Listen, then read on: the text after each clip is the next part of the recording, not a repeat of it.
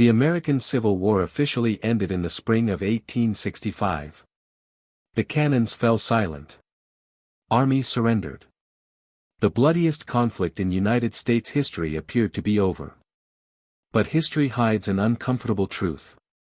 The war did not truly end in 1865. It transformed. What followed was not peace, but a prolonged and bitter struggle over power, freedom, race, memory, and the soul of the nation. The years after the Civil War reshaped America more deeply than the battlefield ever did, and their consequences continue to define the United States today. This is the story of what really happened after the Civil War. Not the simplified version. Not the patriotic myth. But the reality that still echoes through modern America. When the fighting stopped, the nation was broken. More than 600,000 soldiers were dead. Families were shattered. Towns were burned. Railroads lay twisted and useless. Farms were destroyed, and entire regions were economically ruined. The South, in particular, was devastated. Confederate currency became worthless overnight. Banks collapsed. Fields went unplanted. Former soldiers returned home to find nothing but ashes and hunger. In many places, basic law and order barely existed. The North had won the war, but victory brought uncertainty rather than clarity. The country now faced questions it had never truly answered. What would happen to the defeated Southern states? What would become of 4 million formerly enslaved people? And who would control the future of the reunited nation? In December of 1865, slavery was officially abolished with the ratification of the 13th Amendment. On paper, freedom had arrived. For millions of African Americans, it was a moment of unimaginable significance. But freedom written into law did not mean freedom in daily life. Most formerly enslaved people owned nothing. They had no land, no savings, no education, and no protection from those who resented their liberation. They were free, but surrounded by a society that had been built on their bondage. Just days after the war ended, President Abraham Lincoln was assassinated.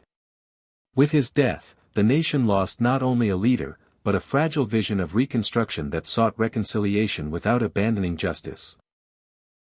Lincoln's successor, Andrew Johnson, took the country down a very different path. Johnson believed the South should be restored quickly and with minimal punishment. He also believed deeply in white supremacy. Former Confederate leaders were pardoned. Southern states were allowed to re-establish governments. And those governments moved rapidly to regain control over black labor and black lives. Across the South, new laws appeared almost immediately. They were known as the Black Codes. These laws restricted where black Americans could live, work, travel, and gather. They criminalized unemployment.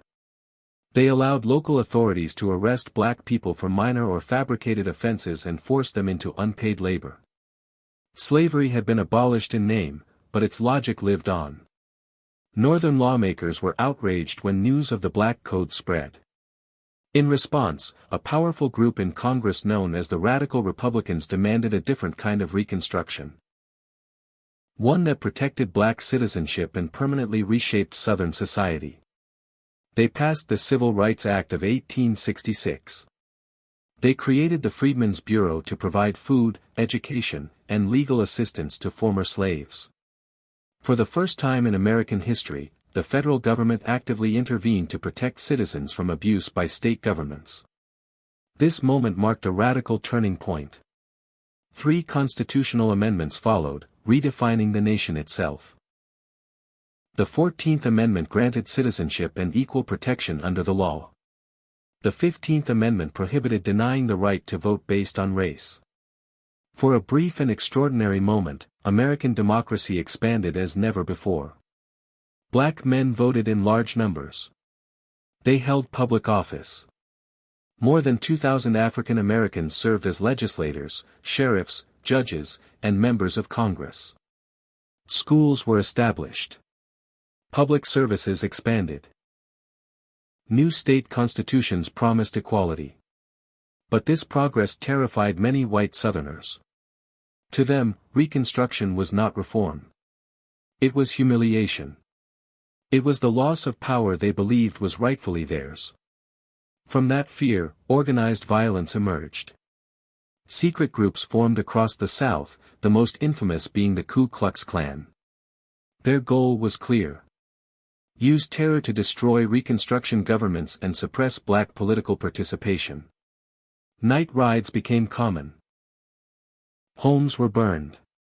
People were beaten, lynched, and murdered. Violence was not random. It was calculated. It was political.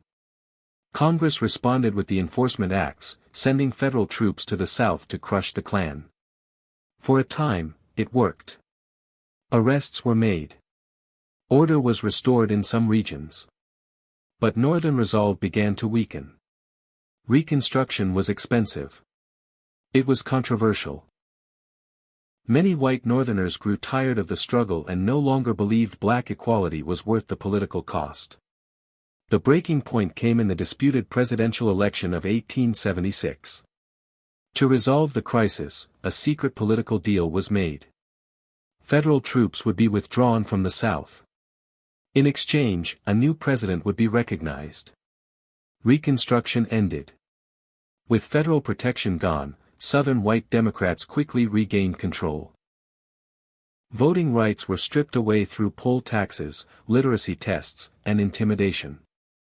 Segregation was legalized. Violence became a tool of governance. Jim Crow had arrived. Economically, slavery was replaced by sharecropping. Black families farmed land they did not own and paid landlords with crops instead of wages. Debt became permanent. Poverty became inherited. Freedom existed in theory, but not in practice. At the same time, a powerful myth took hold. It was called the Lost Cause. The Confederacy was reimagined as noble. Slavery was minimized. Reconstruction was portrayed as a disastrous mistake. Monuments were raised. History books were rewritten. Memory itself became a weapon. The consequences of Reconstruction's failure did not fade with time. They shaped the civil rights struggles of the 20th century. Voting rights battles. School segregation. Economic inequality. Mass incarceration. All of it traces back to the years after the Civil War. Reconstruction asked one of the most radical questions in American history. Could a true multiracial democracy exist in the United States? The nation answered, not yet. But the question never disappeared. The Civil War did not end in 1865. It lives on in laws, institutions, and cultural conflict. Understanding what really happened after the war is not about assigning blame. It is about confronting unfinished history. Because a nation that refuses to face its past can never truly move beyond it. The past is still speaking.